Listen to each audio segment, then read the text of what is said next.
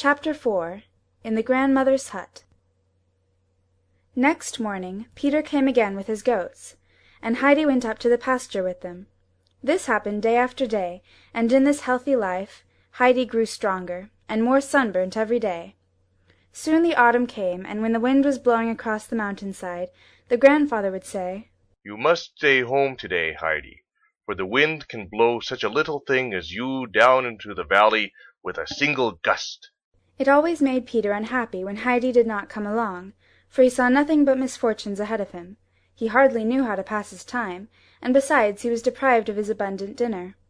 The goats were so accustomed to Heidi by this time that they did not follow Peter when she was not with him.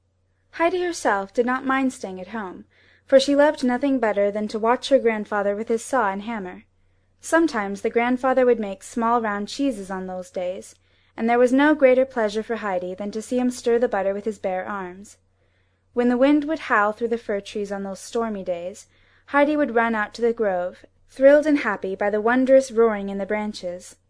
The sun had lost its vigor, and the child had to put on her shoes and stockings and her little dress. The weather got colder and colder, and when Peter came up in the morning he would blow into his hands, he was so frozen. At last even Peter could not come up any more, for a deep snow had fallen overnight. Heidi stood at the window, watching the snow falling down. It kept on snowing till it reached the windows. Still it did not stop, and soon the windows could not be opened, and they were all shut in. When it had lasted several days, Heidi thought it would soon cover up the cottage. It finally stopped, and the grandfather went out to shovel the snow away from the door and windows, piling it up high here and there. In the afternoon the two were sitting near the fire, when noisy steps were heard outside, and the door was pushed open. It was Peter, who had come up to see Heidi. Muttering, "Good evening," he went up to the fire. His face was beaming, and Heidi had to laugh when she saw little waterfalls trickling down from his person, for all the ice and snow had melted in the great heat. The grandfather now asked Peter how he got along in school. Heidi was so interested that she asked him 100 questions. Poor Peter, who was not an easy talker, found himself in great difficulty answering the little girl's inquiries, but at least it gave him leisure to dry his clothes. During this conversation the grandfather's eyes had been twinkling, and at last he said to the boy, "Now that you have been under fire, General, you need some strengthening. Come and join us at supper." With that the old man prepared a meal which amply satisfied Peter's appetite. It had begun to get dark, and Peter knew that it was time to go. He said good-bye and thank you, when turning to Heidi he remarked, "I'll come next Sunday if I may. By the way, Heidi, Grandmother asked me to tell you that she would love to see you." Heidi immediately approved of this idea, and her first word next morning was, "Grandfather, I must go down to Grandmother. She is expecting me." 4 days later the sun was shining, and the tight-packed frozen snow was crackling under every step. Heidi was sitting at the dinner table, imploring the old man to let her make her visit then, when he got up, and fetching down her a heavy cover, told her to follow him. They went out into the glistening snow. No sound was heard, and the snow-laden fir trees shone and glittered in the sun. Heidi in her transport was running to and fro. "Grandfather, come out! Oh, look at the trees! They are all covered with silver and gold!" she called to the grandfather, who had just come out of his workshop with a wide sled. Wrapping the child up in her cover, he put her on the sled, holding her fast. Off they started at such a pace that Heidi shouted for joy, for she seemed to be flying like a bird. The sled had stopped in front of Peter's hut, and grandfather said, "Go in. When it gets dark, start on your way home." When he unwrapped her, he turned homewards with his sled. Opening the door, Heidi found herself in a tiny dark kitchen, and going through another door she entered a narrow chamber. Near a table a woman was seated, busy with mending Peter's coat, which Heidi had recognized immediately. A bent old woman was sitting in a corner, and Heidi, approaching her at once, said, "How do you do, Grandmother? I have come now, and I hope I haven't kept you waiting too long." Lifting her head, the grandmother sought for Heidi's hand. Feeling it thoughtfully, she said, "Are you the little girl who lives up with the uncle? Is your name Heidi?" "Yes," Heidi replied. "The grandfather just brought me down in the sled." "How is it possible? Your hands are as warm as toast. Brigida, did the uncle really come down with the child?" Brigida, Peter's mother, had gotten up to look at the child. She said, "I don't know if he did. but I don't think so. She probably doesn't know. Heidi, looking up, said quite decidedly, I know that Grandfather wrapped me up in a cover when we coasted down together. Peter was right after all, said the grandmother. We never thought the child would live more than 3 weeks with him. Brigida, tell me what she looks like. She has Adelaide's fine limbs and black eyes, and curly hair like Tobias and the old man. I think she looks like both of them.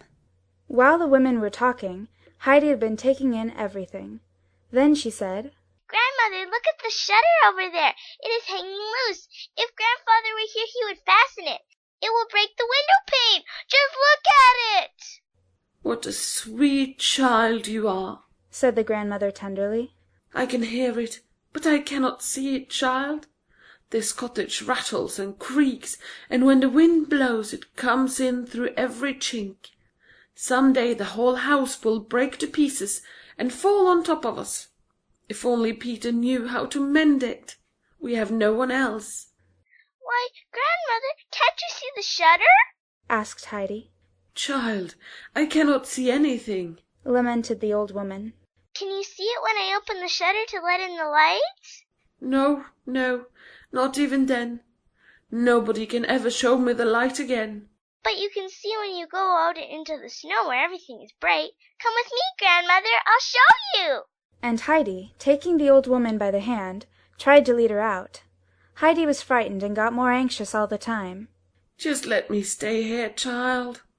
Everything is dark for me, and my poor eyes can neither see the snow nor the light. But, Grandmother, does it not get light in the summer when the sun shines down on the mountains to say good night, setting them all aflame? No, child, I can never see the fairy mountains any more. I have to live in darkness, always. Heidi burst out crying now and sobbed aloud. Can nobody make it light for you? Is there nobody who can do it, Grandmother? Nobody? The grandmother tried all possible means to comfort the child. It wrung her heart to see her terrible distress. It was awfully hard for Heidi to stop crying when she had once begun, for she cried so seldom. The grandmother said, Heidi, let me tell you something. People who cannot see love to listen to friendly words. Sit down beside me and tell me all about yourself. Talk to me about your grandfather, for it has been long since I have heard anything about him. I used to know him very well.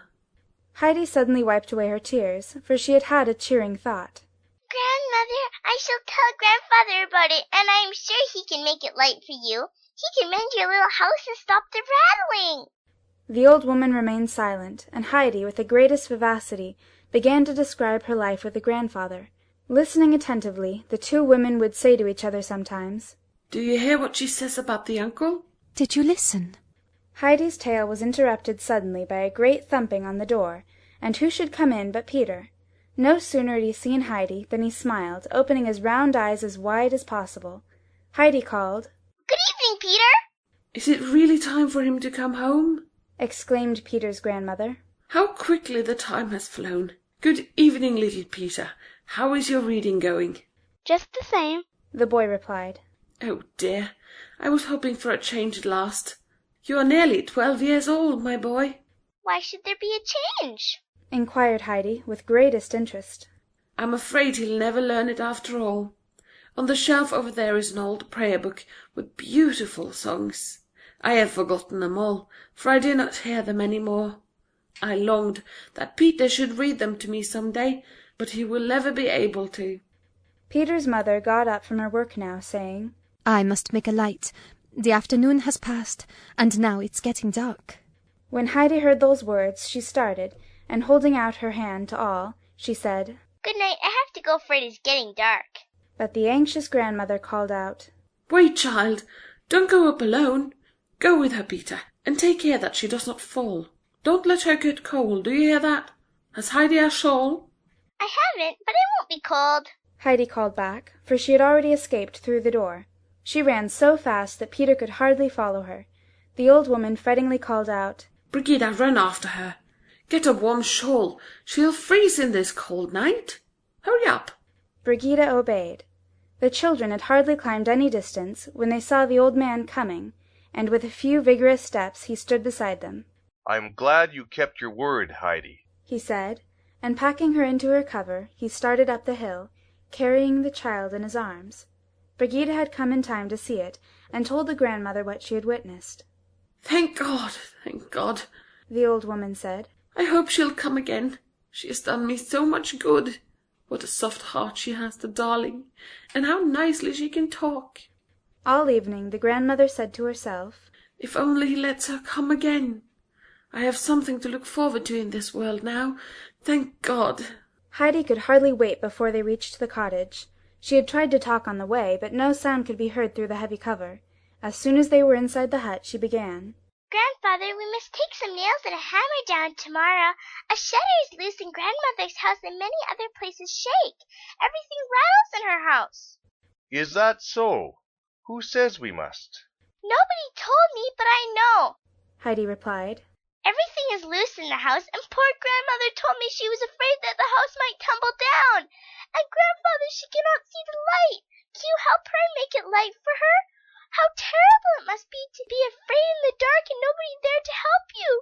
Oh, please, Grandfather, do something to help her. I know you can. Heidi had been clinging to her grandfather, and looking up to him with trusting eyes. At last he said, glancing down, "All right, child. We'll see that it won't rattle any more. We can do it tomorrow." Heidi was so overjoyed at these words that she danced around the room, shouting, We'll do it tomorrow. We can do it tomorrow. The grandfather, keeping his word, took Heidi down the following day with the same instructions as before. After Heidi had disappeared, he went around the house inspecting it. The grandmother, in her joy at seeing the child again, had stopped the wheel and called, Here is the child again. She has come again. Heidi, grasping her outstretched hands, sat herself on a low stool at the old woman's feet, and began to chat. Suddenly violent blows were heard outside, and the grandmother in her fright nearly upset the spinning wheel and screamed. Oh God, it has come at last. The hut is tumbling down. Grandmother, don't be frightened, said the child, while she put her arms around her. Grandfather is just fastening the shutter and fixing everything for you. Is it possible? Has God not forgotten us after all? Brigida, have you heard it? Surely that is a hammer.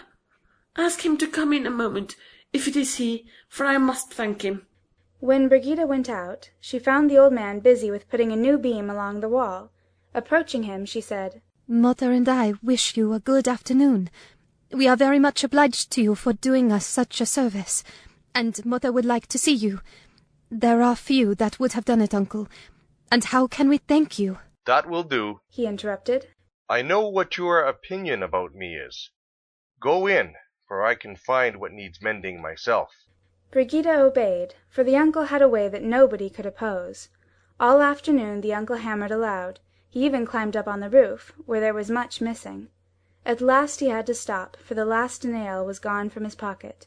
The darkness had come in the meantime, and Heidi was ready to go up with him, packed warmly in his arms. Thus the winter passed. Sunshine had come again into the blind woman's life, and made her days less dark and dreary. Early every morning she would begin to listen for Heidi's footsteps, and when the door was opened and the child ran in, the grandmother exclaimed every time more joyfully, Thank God she has come again. Heidi would talk about her life, and make the grandmother smile and laugh, and in that way the hours flew by. In former times the old woman had always sighed, Brigida, is the day not over yet? But now she always exclaimed after Heidi's departure, How quickly the afternoon has gone by. Don't you think so too, Brigida?